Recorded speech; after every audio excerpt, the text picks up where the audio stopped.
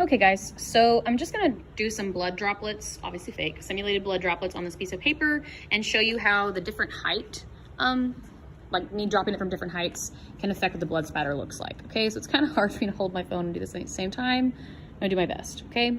So this looks to be about 10 centimeters to a foot, okay? You can see the size of the droplet. I'll zoom in a second, but now let's go up a little higher.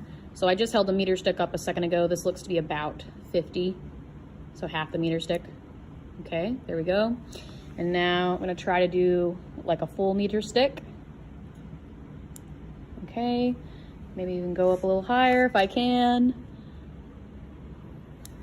All right, there we go. So now kind of showing you the difference.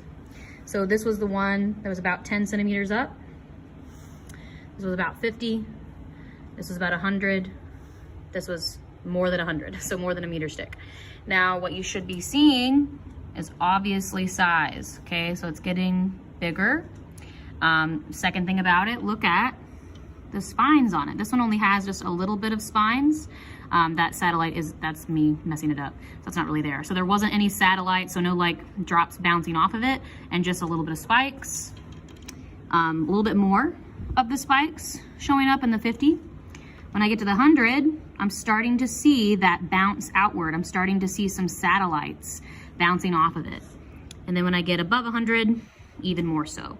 So as you're filling out that warm up, that's just easy thing you should be able to tell is obviously it's higher up if I have more satellites and I have more spikes on it. It's also getting bigger in size. So if you know what kind of substance the blood drops are on, it's like carpet, tile, paper, like that, the wall, that kind of thing. If you know about their absorption, which we're gonna talk about that more tomorrow, like how blood looks different on different surfaces, that'll be your warm up tomorrow. But if you know what kind of surface it is and how each of the heights would react to it, it's like they could go to the lab and test it afterwards on that same surface, then they'd be able to know how high that blood droplet was. They're like, oh, I know it was about a meter off the floor. So then you could figure out, okay, well, where would that injury be to be about a meter off the floor? That kind of thing. All right, there we go.